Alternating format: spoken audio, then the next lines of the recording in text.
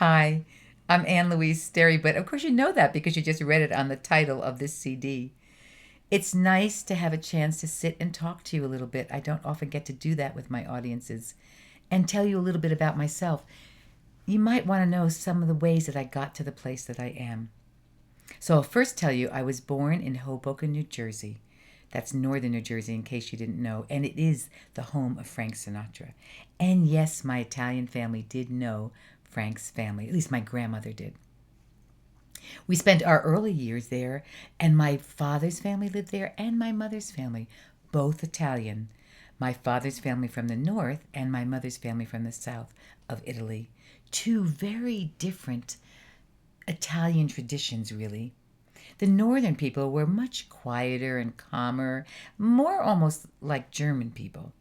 And the southern Italians, or at least my family, and I think most southern Italians, were noisy and loud and rambunctious and flamboyant. And it was like oil and water when you think about it. In fact, the Italians have a saying: chickpea marries chickpea, garbanzo bean marries garbanzo bean. That's how you get a good crop. But in my family's case, a garbanzo bean married a chickpea, and still they got me, plus three more sisters and a brother, and I think my parents did okay.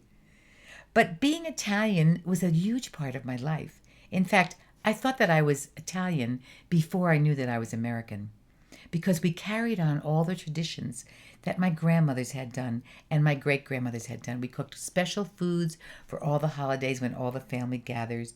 We still cook those special foods. In fact, we taught our kids to cook those special foods, like ravioli. We make tiny little raviolis and we stuff them with pork and beef and spinach and cheese and eggs. Oh, it's delicious. And they're just tiny little ones, and the dough is so light they melt in your mouth.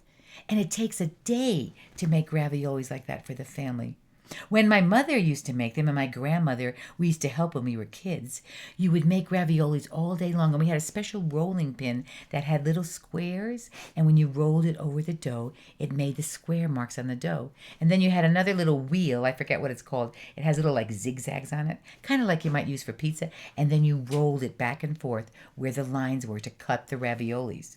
Then you carried them all upstairs to the attic. This is how old I am when you think about it. You carried all that upstairs to the attic where you laid it out on sheets that were sprinkled with flour and you let it dry. And when it dried, which sometimes took overnight, you would cook them the next day. It was an enormous family project, but we loved doing it because all the time we were doing it with my mother and my grandmother and my aunts. We were all together talking and having a great time. Those are the kinds of things I remember about growing up in this big Italian American family.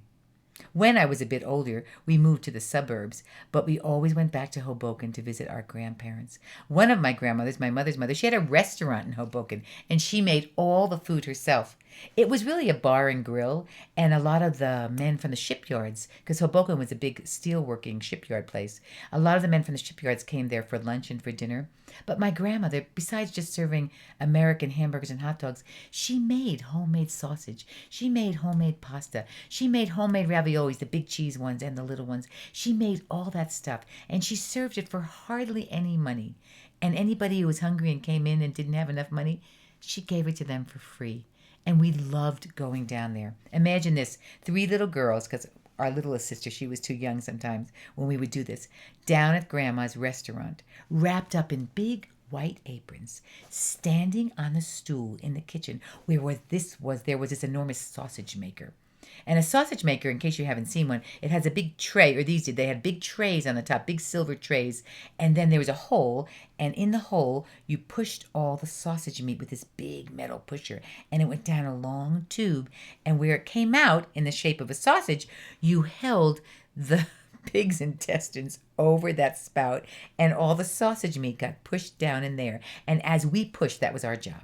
My grandmother would be at the bottom, and when the sausage links got about that long, she would twist, and then the next one would come and she would twist, and we would make strings and strings of sausages.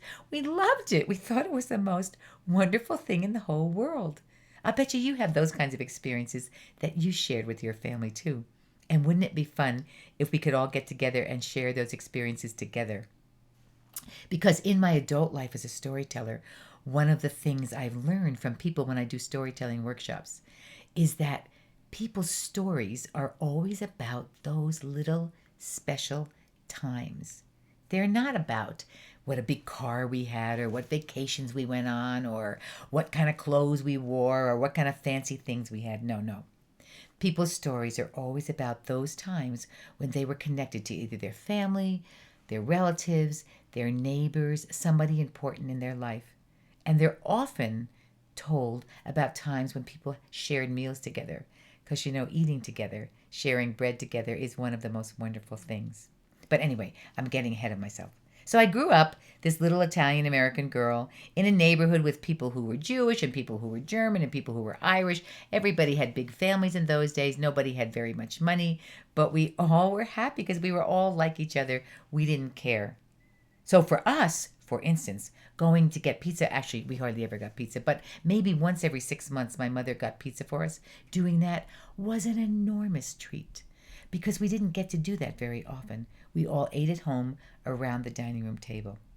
And I had one brother, he was older than I was by 2 years. And he was like the prince in our family because in Italian families, the sons are everything, I have to say. And so he was the only son, so he was like the king. And we had to help him do things like we had to help him make his bed, and we had to make his lunch sometimes. And when we were kids, my room was, you had to go through his room to get to my room. And my sister, we shared the attic, and the attic stairs were in his room. For a while, he charged us a dime. Can you believe that? A dime to get through his room to go